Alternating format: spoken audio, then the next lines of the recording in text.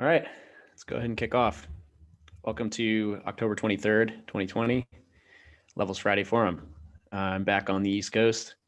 I've been on the road for almost a month already, and it was really awesome.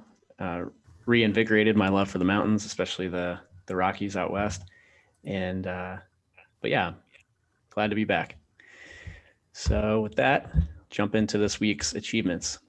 Dr. Sarah Gottfried, she's the first of all, an exceptional MD and also multi-time New York Times bestseller author, including The Brain Body Diet. She recently accepted a position at Jefferson University here in Philadelphia and is very excited to potentially partner with Levels on research there on metabolism. So more to come on that. Casey is taking point on the communications with Dr. Gottfried, but an exciting potential addition to our research team for sure. The cohort 4 sign up for our wearable challenge. That process and then the order fulfillment went largely without issue, which was amazing because it was a very short period of time and also the largest group yet by far. I think we had something like 68 orders for that wearable challenge. And so this will be kicking off on Monday, and we're going to be doing a few new things, well, a few old things in the sense that we're going back to WhatsApp for the community there to test our chat assumptions for community engagement and adherence. And we will also be adding in the 0+ integration so that everyone that participates in the wearable challenge will get an opportunity to try fasting and to learn from the fasting experience as a means of controlling glucose and metabolic health. So this will be a really interesting one to follow. And the size of the cohort is going to mean lots of data for us. Thanks to the ops team for crushing through that, in addition, of course, to all of the crazy volume we've been doing lately. This week we had some really awesome user-generated testimonial videos. A few examples of those are from Nat Eliason and Dr. Cody Rawl down on the bottom there. But these were particularly well put together and thought out, I thought, and they were posted to large audiences on YouTube, and they're of such quality that we can likely post them directly on our website or link to them from the app. And that's just amazing. I mean, they do such an awesome job of breaking down the value to them and to their specific audiences. So not many products, I think, get the benefit of such engaged users and people willing to go through a long time or a long development process for a testimonial. So this is awesome. Huge positive signal. We also released event detection, which is really big. So basically identifying where something likely happened due to the glucose response that the individual has on their curve history, and surfacing that with an icon and a prompt to get more information from the user. So this is a great way for us to pull out low-hanging fruit from people so that they can understand what is causing, in their lifestyle, what is causing blood sugar dysfunction. We averaged 350 signups per day this week, exceeding 42,000 on our wait list. Again, negligible marketing spend. This is pretty amazing. I would put a lot of this on these organic testimonials we're getting, the videos that are being posted, the YouTube and Twitter testimonials people are sharing, and just really exciting. And then finally, Jack Taylor PR joined us. We've talked about this a bit in the past, but they're an extremely successful high-end PR firm. They've worked with Whoop to get tons of media placements for them in all of the areas that we also are interested in being placed. So this will be interesting to see how well that goes. A few other items I want to bring up. We've been getting some really cool, just organic cold messages. Just common things like you and your team are on fire. You don't often hear that, but these are outreaches from very veteran founders and investors in the space. And also people saying things like the most compelling and accessible content I've ever read is coming from the Levels blog, at least as it relates to metabolism. We broke 7,000 followers on Twitter, 8,000 followers on Instagram. The CEO of Shopify is trying to get his hands on Levels as soon as possible. We're going to make that happen. And we've got a feature in TechCrunch, which is behind a paywall, but it links back to our website. We spoke with C-suite executives at UFC to get their fighters hooked up in the performance program with Levels. The Entrepreneur organization posted a link to a podcast I did with Jennifer Cohen to their 3.6 million followers this week. And we've got a few folks from the LA Dodgers who are currently competing in the World Series using the program. Besides that, Sam had some good calls with Apple. We're definitely keeping them aware of us and, just keeping that line of communication open. And many times we've been referred to them because people consider our quality of execution and the focus on premium product and software integration to be Apple quality. And then I want to make a little highlight here at the top. Ted Johnson, who's been a really awesome supporter of ours, he reached out and was so impressed by the customer success program and with Mike in particular and the way that he has been helping him through the customer journey that he wants to develop a role, a similar role for customer success at his own organization. And he was asking Mike for some feedback on how to do that. And I just think that's a really strong testament to the quality of the customer communications that we have built inside Levels, even with the pace of progress. So just want to shout that out and say, keep doing what you're doing to everyone inside and outside the customer success team. We're getting just really good feedback and it's awesome. Any questions on anything on the page? Cool. The beta trends this week, you'll notice that the revenue generated from partner codes is roughly the same in terms of order there.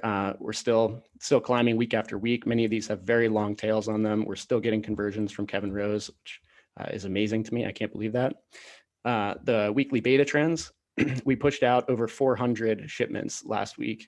And so 500 prior to that. And this is, we're starting to taper down. If you look at the week starting October 19th and then October 26th, the scheduled shipments are dropping off. And the reason for that is that we rapidly accelerated everyone on our beta list in order to make way for some of the promotions. We wanted to be sure that we could commit to short delivery schedules for the promotions we had upcoming with Ben Greenfield and Asprey, et cetera. So we're now seeing that taper off. This is to be expected. And this will give us a really nice opportunity to sort of pause and implement some changes to operations and product and copy, for example, the onboarding page, et cetera. So this will be nice to kind of taper back down in terms of volume and make some upgrades. Any questions on the weekly beta trends? Ms. will have more on this on the ops update. Sam? Yeah, so I condensed a couple of these slides. So we still have 2.6 in cash. Diligence is still ongoing for the fundraise. We are set to roughly double our revenue goal in October, which is pretty wild. And that doesn't even include the wearable challenges, which I think is another, 70 people? What are we up to now, Josh? Close to 70, yeah. Yeah. So things are coming along on the projections. Next slide. And then we had a pretty strong week as well.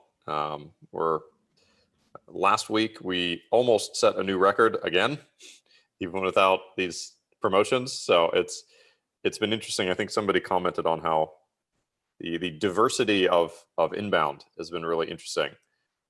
We seem to be getting a pretty consistent flow of customers even without active effort, mostly on Tom's part.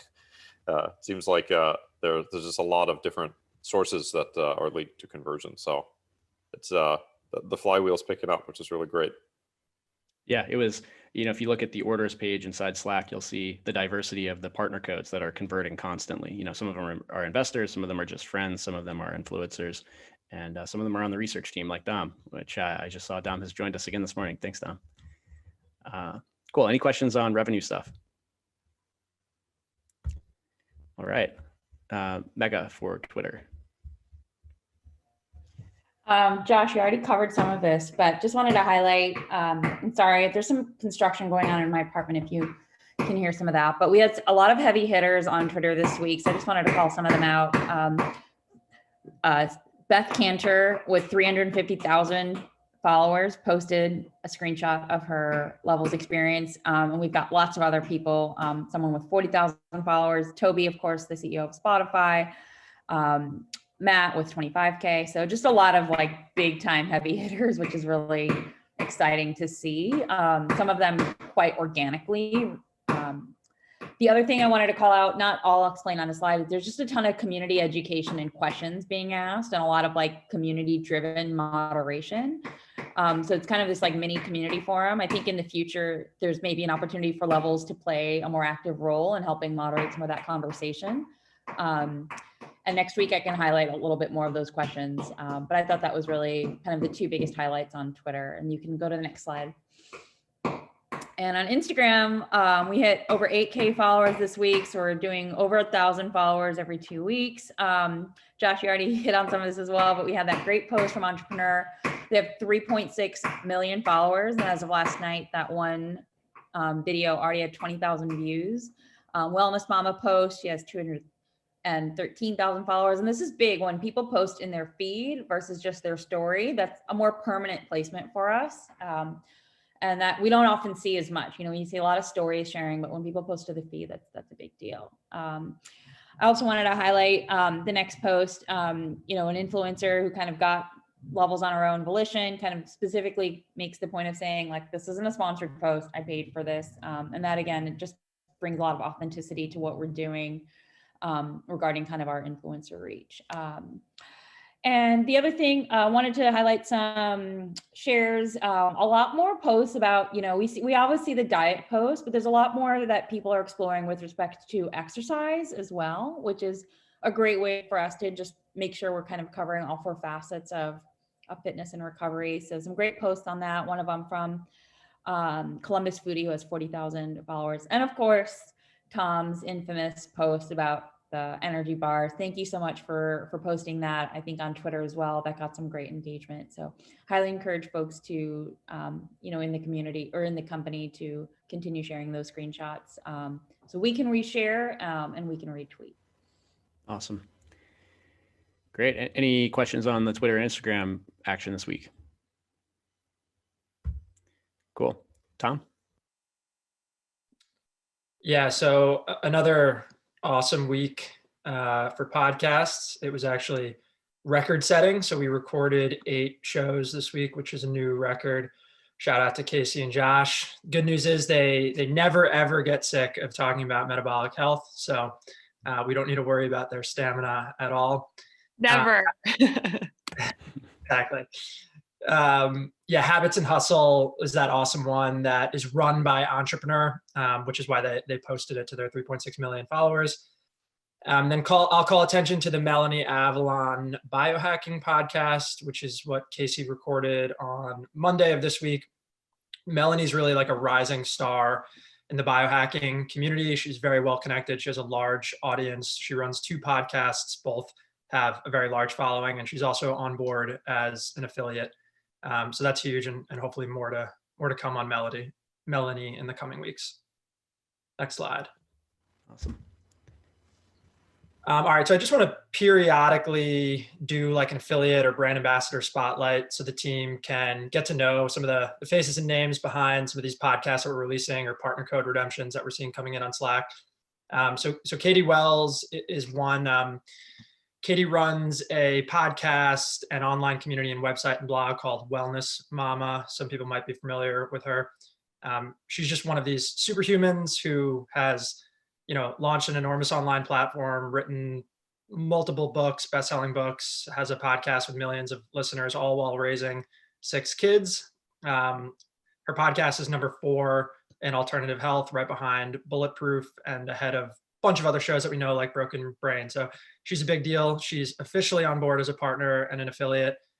She posted on social media a mention in her newsletter both this week, and we saw some good action on that in terms of partner code redemptions. And then she's working on a long form blog article, and she's recording an interview on her podcast with Casey, I believe, next week. So lots more to come for Katie. A lot of people refer to her as sort of like Dave Asprey or Ben Greenfield, but focused more on women and more on moms. So really excited to just see this as a channel test to see how well it converts. It's going to tell us a lot about our market.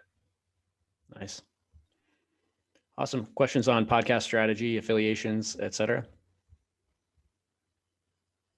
Great. One more. Yeah, just quick miscellaneous partnerships update.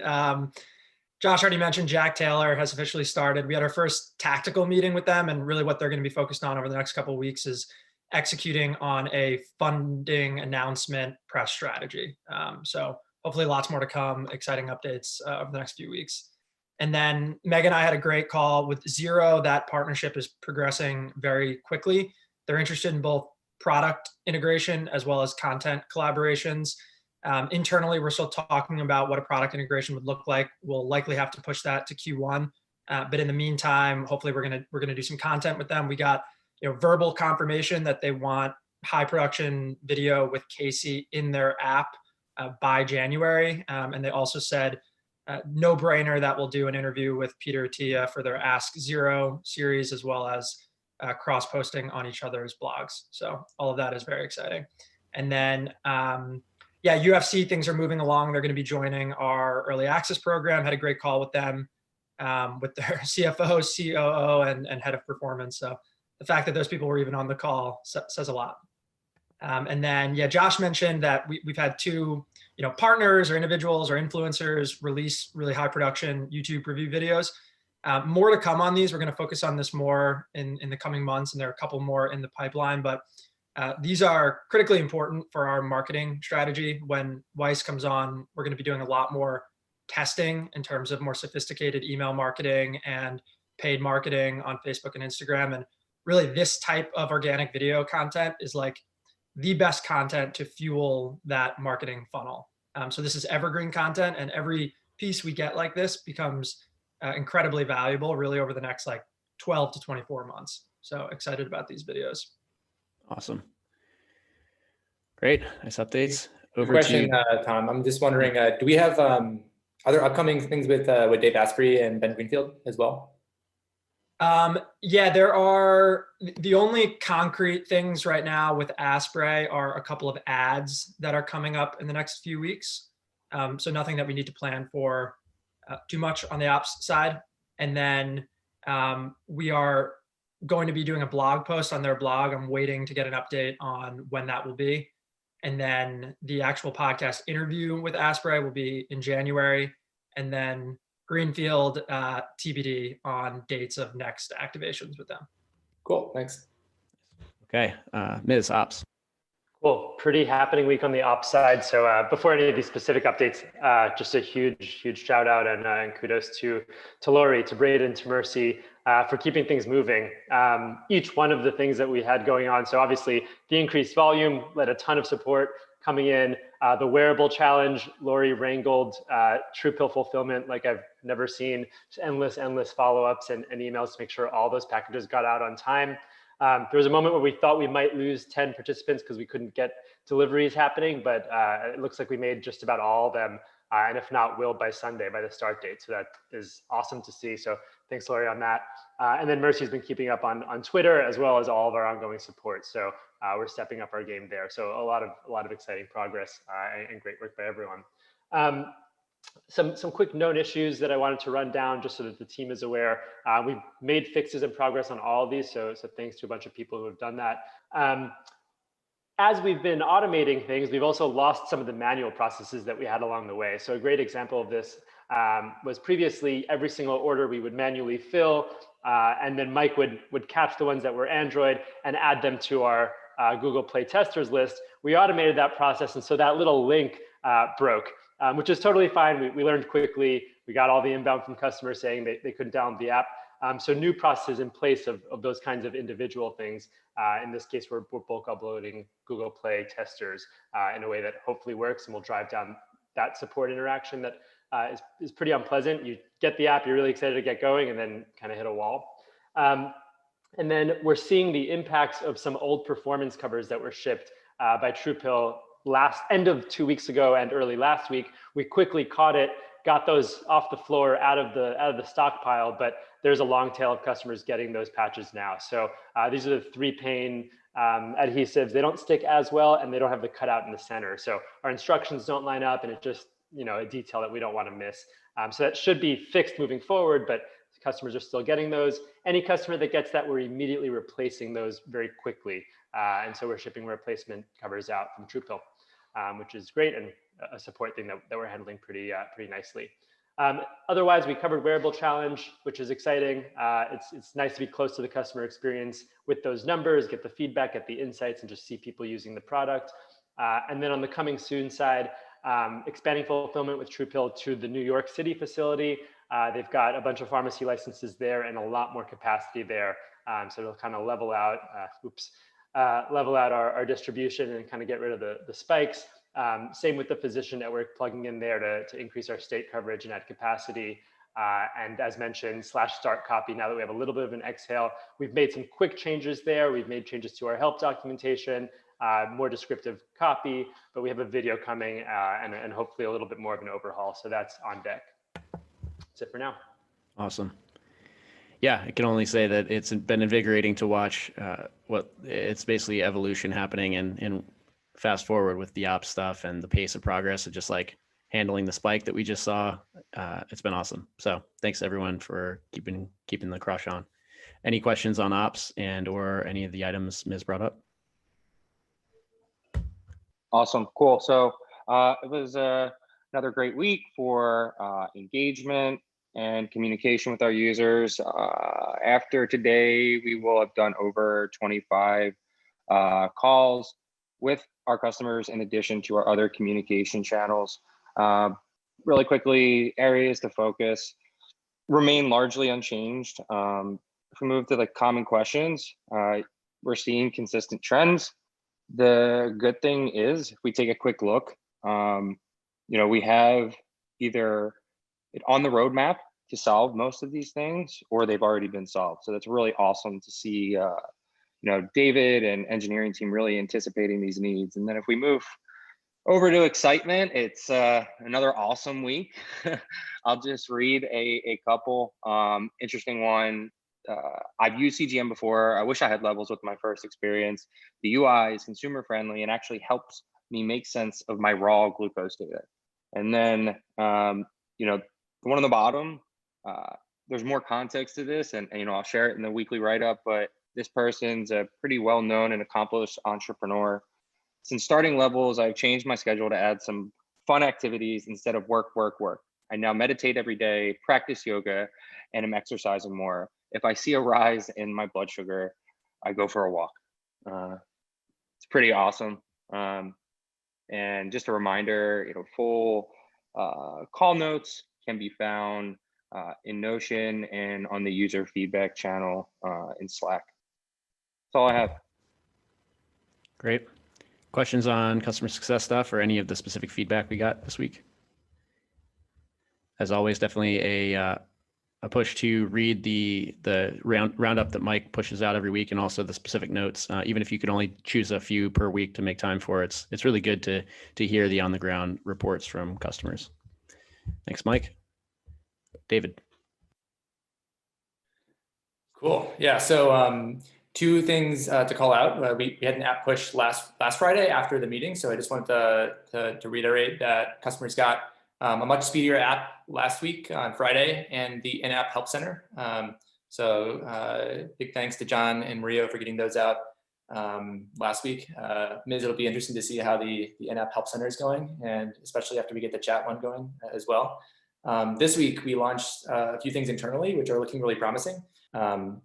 The event detection work that Gabriel's been working on has made significant progress as well. I think we're just about ready to launch that. We've been iterating internally on what is the right experience for, do we show it only for really high spikes or for areas of variability? So we're getting very close to launching that. And then a complementary feature that we released just internally this morning is retroactive logging. So Jinmu, who's actually visiting me in person now, and I talked about this yesterday. It looks like over a majority, like on average, most of the logs that people create are actually in the past.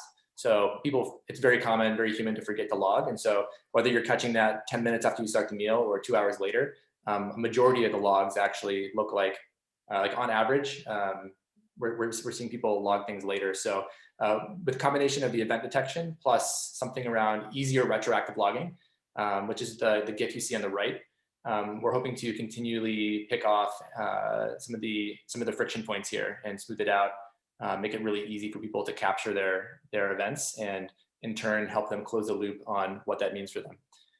So give that a test. Super excited to get that out there.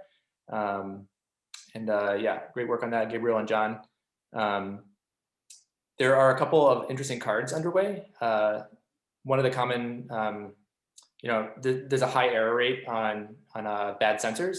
And we want to make sure we capture that and make sure we replace this as fast as possible for customers. So Jinlu worked on an automatic dud sensor insight card that we can surface. So that's going to be, we'll work on that internally before we release it as well.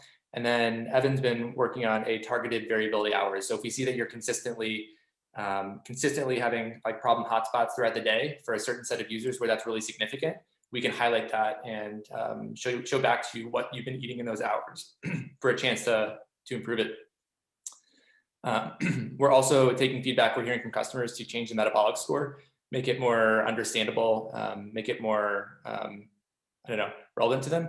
There's some longer term things we have in the roadmap, but some short term tweaks that we're working on, like making the distribution appear less bimodal, like less clusters around 50 and clusters around 90, seeing if we can spread that out a bit more, and taking off the clipping at 50 and 95.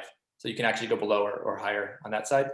And then the persisting zones project is still uncovering some really good edge cases, and it's making a lot of progress, but we're seeing a lot of hidden things that we didn't expect to start, but it's making great progress, and excited about that too. So I think that's about it for this week. Any questions? Anybody have questions on design, product, engineering this week? Great. I really appreciated the event detection. It caught me being lazy with coffee. Okay, maybe we'll mention one more thing too. I didn't mention it, it's not a launch, but I guess as a growing up company, we had our first major production fire drill outage yesterday.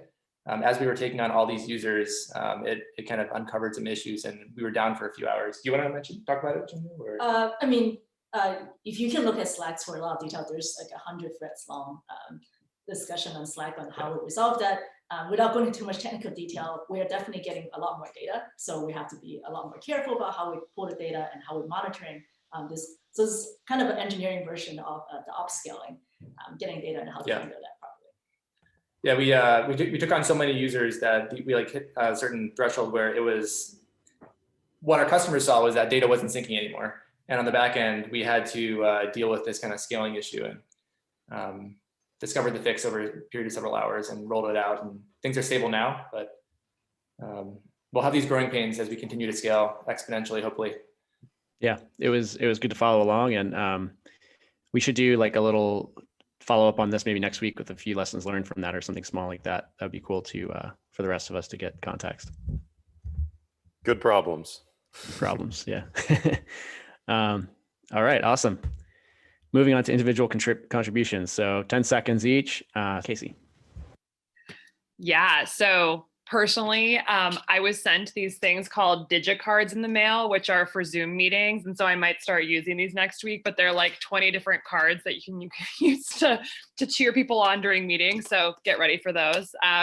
But that was kind of fun. Professionally, there's so much I'm excited about right now. I think I researched conversations with Sarah Gottfried. She's amped about helping us with specifically what she calls metabolic phenotyping. So understanding essentially patterns and CGM curves and how they relate to underlying metabolic health. That is what she's planning on studying with her new position at Jefferson University. So I think that's going to be a great collaboration. And then also some great conversations with head of content candidates this week, and just seeing the really high caliber people who are interested in helping us with our editorial operation. So lots of exciting stuff. Cool. Yeah, for me, this week it was, or maybe it was end of last week, but either way, Toby from Shopify tweeted out that he wanted to get levels, and that was cool. I've been following Toby pretty closely for a long time. I've always loved the Shopify model, and I like that it's kind of a David to the Amazon Goliath. And so it was awesome to have him just directly say, like, please help me get this, and then follow up and get us his address, and we're going to get him hooked up with levels. So that was really sweet to just see like really big names and successful companies and business. Dom? Yeah, I'm really excited personally with all this stuff going on the farm with our cows, and we're working on the ponds to do a fish farm and going horseback riding this weekend. I did 5 podcasts actually with Zach Bitter. He's very excited. I think he's using levels And one just came in for Sean Baker, so I guess I'm setting one up with him, and biooptimizers. And so I'll be releasing these and then tagging levels when I release them on social media. Nice. Yeah, we've spoken with Matt and Brian. Very excited to keep those conversations moving. Mercy. I'm excited about starting the process of identifying when there's a bad sensor. That'll save a lot of time in the future and really help a lot of people who are not sure about their results kind of clarify that, oh, it's not you, it's the sensor itself. So that'll be interesting once that actually does roll out. And then personally, my sister and my nephew just got here, so I'm excited to spend some time with them because he's still tiny and quiet. So really cool. John. Levels related. I'm so excited about the new ways to add logs in the app. I think that that's going to be huge for our customers. And personally, this is something that is happening in my country. Bogota has been trying to build a metro or train system for 50 years. This is a city of 10 million people without a decent transportation system. And every time the government tried to start this project, the money just disappeared. Or even funnier, we took almost 10 years discussing if it should be an underground or elevated system, for example. So today I am excited because this project officially started this week. And hopefully we will have the first line working in 5 years, which in Colombia time could be like 7 years. But anyways, this is a good start and it will improve the lives of the people living here. Awesome. Lori. It's been a crazy week with filling orders and replacements and TruePill. And I woke up at 3 a.m. a couple nights ago. Oh my gosh, I forgot to follow up on XYZ. So I got up, worked for an hour, went back to bed. But I mean, apparently it's even in my head at night. And I just have this little bit over here. It's so exciting to hear everything that's going on. Personally, I'm looking forward to boots and sweaters and scarves. So it's finally cooler here in California. Nice. And thank you for all that effort. And please do not wake up at 3 a.m. to fill orders, though. But thank you. Ms. That came up quick. I wasn't prepared. Excited about a lot of the app progress that's being made. I think the more we double down there on the product, on event detection, on logging, on just score improvements, exciting to see all of that in the works. And so I think that's going to make a huge improvement in the coming weeks and months. So excited for the progress there. And also Wearable Challenge has excited me more than I thought it would. I kind of knew about the program, saw it from the outside, but very cool to see the participants getting excited there and excited to see the outcomes of it. So yeah, it's fun. Tom. Personally, maybe along the lines of part of Lori's update, I've been trying to experiment with more ways to like wind down my brain before sleep. So I got back into fiction, and I started reading a book this week called The Silent Patient, which I just found out is a popular book, #1 New York Times bestseller. So maybe someone's read it, but psychological thriller, really liking it. And then professionally, so much, but I had a funny email thread going last night where the founder of Organifi reached out. He was a big health and fitness influencer. He's got like 500,000 followers on Instagram, and he's in Arizona, and he was with one influencer person last night or 2 nights ago who is wearing levels and was talking it up. And then the following night, he had Ben Greenfield over for dinner, who also had his levels patch on. And he was just like, dude, I'm in, I want to be an affiliate, and like, let's go. That's awesome. There's like an insiders retreat happening in Arizona, and it sounds like Levels is in the mix. Awesome. Nice. Evan. Yeah, personally, I'm really excited because I discovered that eggnog does not spike my blood sugar. We're about to hit eggnog season. Preliminary results, it's safe. I can drink eggnog every meal. It's good for me. And then 2, more professionally, is that with metabolic fitness score changes, previously when we started, everybody was really healthy, and so the distribution was very flat. And now we have a bunch of super athletes and a bunch of normal people. So we have this bimodal distribution, and I'm looking forward to bringing that back. So this way people are being less punished, and the super athletes they have a little bit more headroom to really earn that 100% they so crave. So looking forward to the good comments on that. Love it. Mega. Professionally, I am excited about Stacy and I are planning a photo shoot next weekend in New York. So it'll just be really good to get a lot more assets and content that we can use to promote levels across all our channels. I'm having a really hard time with something personal, but one thing I'm looking forward to today is I have the most perfectly ripe avocado I'm about to dive into, so that will bring me lots of joy. Nice, enjoy that. Mike. Yeah, so Dom, really quickly, I can confirm that Zach Bitter is using the product. We were actually emailing last night, and for anybody that doesn't know who Zach is, he is an amazing endurance athlete. He broke the world record for 100 miles in the fastest time. It was in a sub 7-minute mile pace, which is absolutely insane.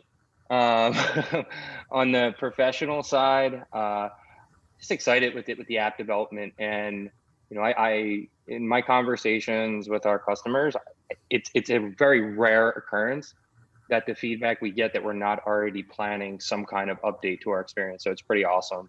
And then personally, really quick, although I've been taking Sam's words at heart to try and reduce my possessions, I did buy an espresso. So I'm pretty excited about that. Enjoy. I'll have to tap into some of that. We're on to story of the day. Ms., would you like me to share or stop sharing so you can jump in? Yeah, I'll take over on the share. Cool. So after the lichen presentation, I was trying to figure out what the right topic would be. So I'll, now let me get my, perfect. I've got like a crazy contraption with speaker notes here, so happy to hear it's working.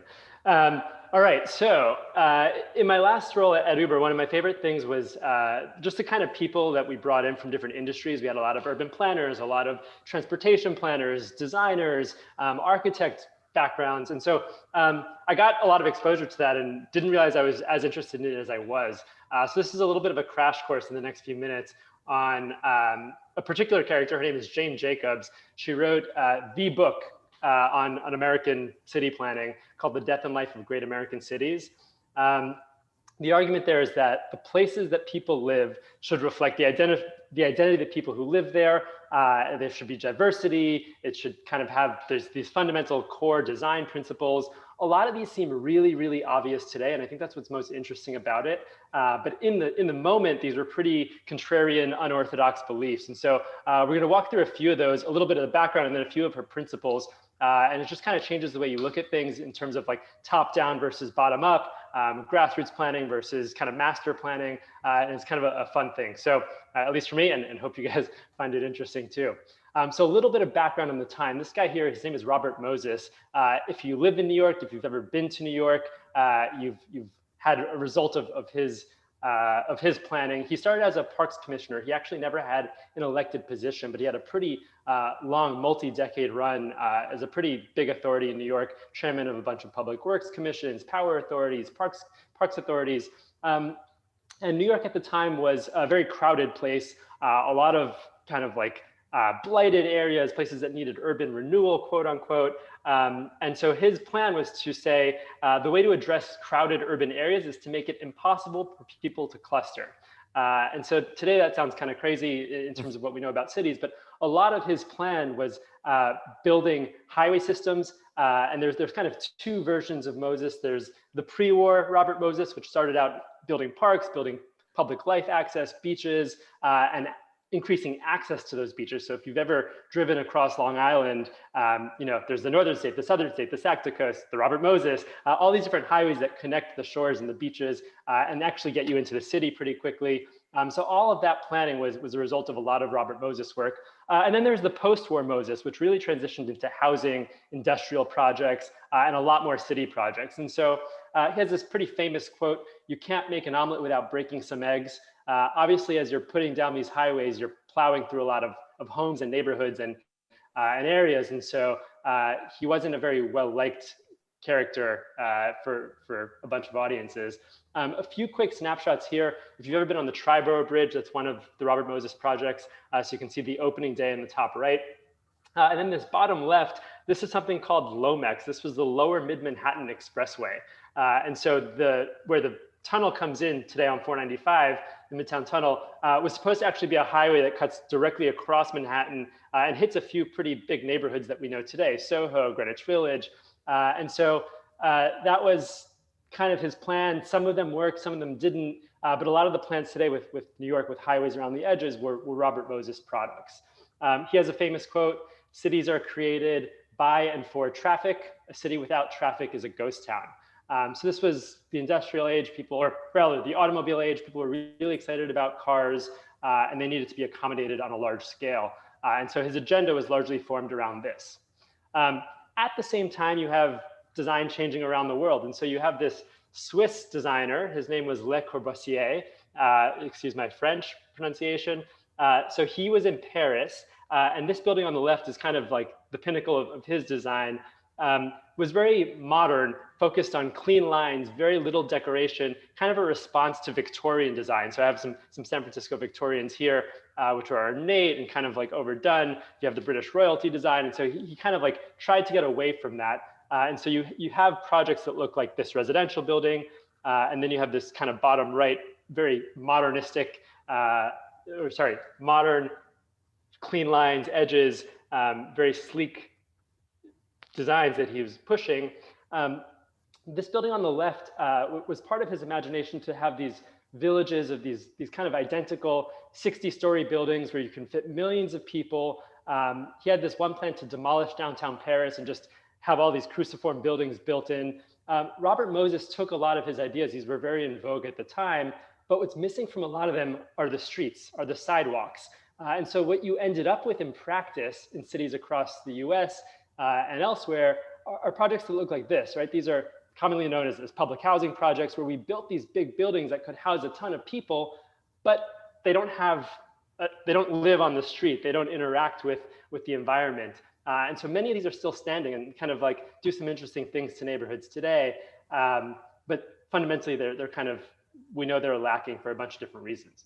So enter Jane Jacobs. She lives in Greenwich Village. She's a journalist, she's a mother, and she just loves her neighborhood, has no background in city planning whatsoever compared to these architects and designers that are coming in. And she sees that this highway plan is going to come through her neighborhood. And so she gets pretty worked up very quickly, starts attacking the planners, writes this book with just her basic observations, and it becomes the first articulation of what a city should look like and how they're built from the ground up. She took an ise with these projects, she took an issue with these big buildings, and she kind of had a bunch of different principles that she laid out. But ultimately what she believed is like what these guys were doing is not rebuilding cities, it's not bringing it into the modern age, it's completely sacking it, it's completely destroying it. And so very much like a woman of the people, believed in kind of building from the ground, that logic superimposed from above, even though it makes sense on a map, might not make sense to the people living in that city. And so a few quick photos of some of the protests that she ran, trying to stop some of those highways coming through, the expressways. Washington Square Park was supposed to have a highway running through it. And so there was a full plan for that. And she effectively stopped it, which is kind of her claim to fame. But her book lives on and kind of her principles live on. Some other quick pictures here. This photo on the left is what Paris would have looked like if Corbusier's plan went through. So you see a bunch of skyscrapers that are just kind of a bunch of crosses that all look the same. And then on the right, we kind of have like Jane Jacobs' New York, which is, these buildings with a lot of different mixture and different character, different viewpoints for different people to be on the streets. And those end up looking pretty different when you have those mixed uses. So this really obvious quote, something everyone already knows: a well-used city is apt to be a safe street. A deserted city street is apt to be unsafe. But how does this work really? And so 4 quick principles from Jane Jacobs. She has this great book, but this is just one section of it. Rule number 1, there must be eyes upon the street, or rather principle number 1. She spends a lot of time on this. So eyes on the street belonging to everyone, national proprietors. So that's her word for it. She means merchants. She means students. She means families. the more people you have on the street, the safer it is. And so the security doesn't come from an armed guard at the end, letting in people and kind of checking people. It comes from just the natural activity with things that are busy. And she kind of describes the ecosystem. When the street is busy, the people looking at people in the windows have something to look at, and it kind of creates this ecosystem that lives on. Again, very unorthodox at the time, very opposed from Robert Moses, who believed kind of, we want everything clean, we want everything organized. This kind of activity is dirty. It doesn't reflect what we want our modern cities to look like. And so, you know, she kind of pushed things forward there. So the 4 generators of diversity. Number 1, the need for primary mixed uses. Something we know inherently, but diversity of different kinds of work, different kinds of people, different uses, keep a street busy and in turn safe. If there's any one single purpose, the street goes dormant. So here you have a picture of San Francisco's Civic Center, which is a few blocks away from where I live here. A lot of industrial or a lot of municipal buildings that all kind of serve a similar purpose. So they might be busy during the day, but at night, there's not much activity going on there. And for 50 years still, cities are trying to figure out how to keep downtowns busy on a Saturday morning. If you go to FIDI in San Francisco, in New York, in Indianapolis, whatever city, it's going to be dead on a weekend because there's no one there. And so mixed uses are what keep that moving. She also kind of points out like primary diversity, secondary diversity. So when you have a lot of different uses, you then have this whole separate ecosystem that pops up of laundromats, cafes, lunch spots, coffee shops, all these other kind of things that follow. The second one is interesting, the need for small blocks. Most blocks must be short. That is, streets and opportunities to turn corners must be frequent.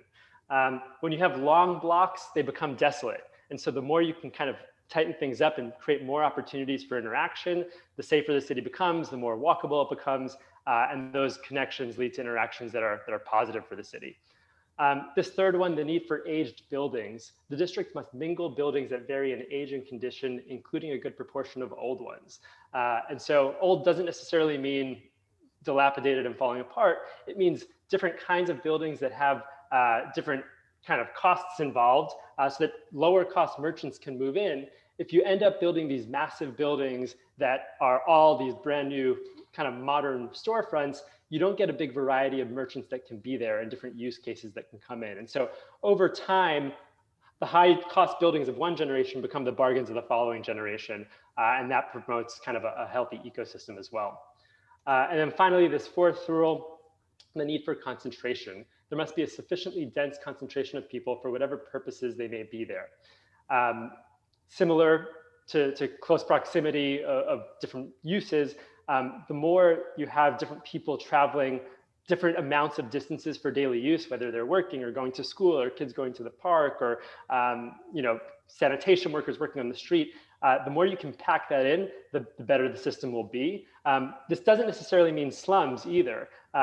It means having mixed uses and different kinds of things. And so the example I think of this is when I lived in New York and I lived on the Upper West Side and walked to the subway station a block away. In that one walk, I was passing a coffee shop, a laundromat, a bookstore, a convenience store, and I hadn't even crossed a single street yet. And so that kind of concentrated activity makes cities great.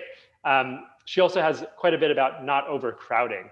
And then also contrast this to suburbs where you don't have mixed use or concentration. You have single use and kind of spread out in terms of concentration. And that this has to be a 24/7 use case. And then she has a ton of quotes. Her book is incredibly quotable. Cities have the capability of providing something for everybody only because and only when they're created by everybody. A few quick things that you can tap into. There's this cool website, 1940s.nyc. Has nothing to do with Jane Jacobs, but every single building was cataloged for tax lot purposes. So you can click into any places you've been across all 5 boroughs over the course of these 3-4 years. So really cool resource. There's a documentary if you want the light version called Citizen Jane, which runs through her life and history. And then her book is like 400 pages, pretty easy read. And if you have any interest in this space, it'll do way better justice than I could do here. But kind of, yeah, a very enjoyable background on her. That was awesome. Thanks for putting that together, Miz. That was above and beyond on delivery there. Awesome. Well, that was a great story of the day. And thank you everyone for contributing throughout this morning's meeting. We're right on time. So I'm going to go ahead and wrap while we're on the hour. Have a great afternoon. Have a great weekend. See you all this week. Yeah. Bye-bye.